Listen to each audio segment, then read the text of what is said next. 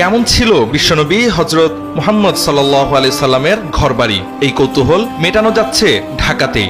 ধানমন্ডি লেকের পাড়ে দেখা যাচ্ছে মহানবীর ঘর, আসবাবপত্র, তাঁবু ও মসজিদ। কাঁচামাটির দেয়াল, খেজুর পাতার ছাউনি, কূপ, বাঁশের সিঁড়ি এবং প্রাচীনকালের নিত্য ব্যবহার্য সামগ্রী ব্যবহার করে তৈরি হয়েছে 1400 বছর আগের জীবন্ত আরব। দর্শনার্থীরা ফিরে যেতে পারছেন নববী যুগের সেই মহিমান্বিত সময়ে। ঢাকার ব্যস্ত জীবনের মাঝখানে এক টুকরো নববী ইতিহাস জীবন্ত হয়ে উঠেছে ধানমন্ডি লেকপাড়ে। মসজিদুত তাকওয়ায় চলছে 3 দিন ব্যাপী ব্যতিক্রমী আয়োজন সিরাত উৎসব। বইয়ের পাতা বা ধর্মীয় বক্তৃতার গণ্ডি ছাড়িয়ে দর্শনার্থীরা দেখতে পাচ্ছেন 1400 বছর আগের আরব সমাজ ও রাসূলুল্লাহ সাল্লাল্লাহু আলাইহি সাল্লামের যুগের জীবনের বাস্তব প্রতিচ্ছবি। বিশেষ আকর্ষণ হিসেবে রাখা হয়েছে ফাতেমা রাদিয়াল্লাহু তাআলা আনহা এর ঘরের আদলে নির্মিত একটি কক্ষ, যা সরলতা আর পরিমিত জীবনের এক অনন্য নিদর্শন হিসেবে উপস্থাপিত। পাশাপাশি রয়েছে আম্মাজান আয়েশা রাদিয়াল্লাহু তাআলা আনহা সহ উম্মুল মুমিনিনদের ঘর, যা মাটির দেয়াল ও প্রাকৃতিক উপাদানে তৈরি করে তুলে ধরা হয়েছে নবীজির জীবনের আত্মিক অধ্যায়। প্রদর্শনীতে দর্শনার্থীদের চোখ পড়বে নবীজির মিম্বারের আদলে নির্মিত একটি স্থাপনা, যা স্মরণ করিয়ে দেয় ইসলামী দাওয়াত ও রাষ্ট্র গঠনের সূচনা লগ্নকে।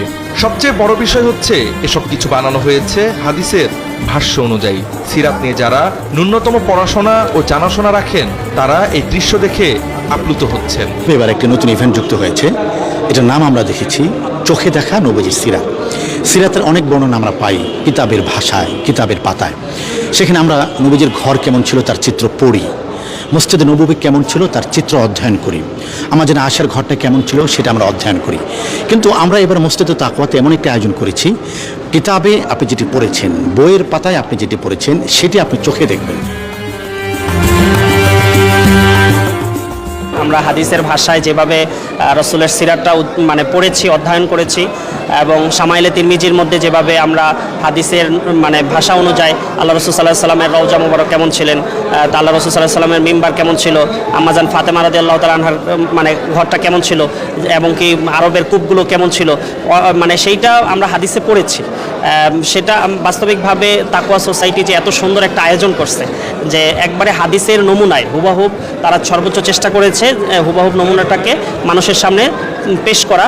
শুধু বড়রা নয়, স্কুল কলেজের ছাত্রছাত্রীদের মধ্যেও দেখা যাচ্ছে ব্যাপক আগ্রহ। পাঠ্যপুস্তকে পড়ে আসা ইতিহাস এখানে বাস্তব রূপে দেখা যাচ্ছে। ফলে শিশু কিশোরদের মধ্যেও ইসলামী ইতিহাস ও সিরাত সম্পর্কে জানার একটি নতুন আগ্রহ তৈরি হয়েছে। অনেক প্রতিষ্ঠান থেকে দলগতভাবে শিক্ষার্থীদের নিয়ে আসা হচ্ছে প্রদর্শনী ঘুরে দেখাতে। আমার যে নবীজিদের বই সেগুলো পড়ে নবীজির জীবন কাহিনী জানতাম, বাট আমি কখনো চোখের সামনে উদাহরণগুলো দেখিনি। যেমন নবীজির ঘর আজকে কীরকম ছিল, নবীজির জিনিসপত্র, বিছানা, বালিশ সব দেখে আমার খুবই ভালো লাগছে। এবং আমার জীবনের প্রথম এটা, আমি এর আগে কখনো এরকম এক্সাম্পল দেখি নাই, নবীজির ঘরের এরকম এক্সাম্পল দেখি নাই।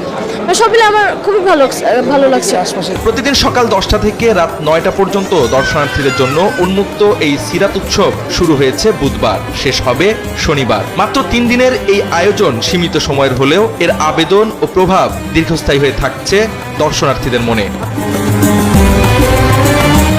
এই সিরাত উৎসব আয়োজনের মূল বার্তা হলো নবীজির সিরাত কেবল ইতিহাস নয়, এটি হলো জীবনের পথ নির্দেশ। প্রতিটি মানুষ তার জীবনে এই আদর্শকে ধারণ ও অনুসরণ করলেই সমাজে ফিরে আসবে সেই শান্তি, সেই মানবতা যা প্রিয় নবী প্রতিষ্ঠা করে গেছেন 1400 বছর আগেও। জাওয়াদ আহমদ, সময়ের আলো।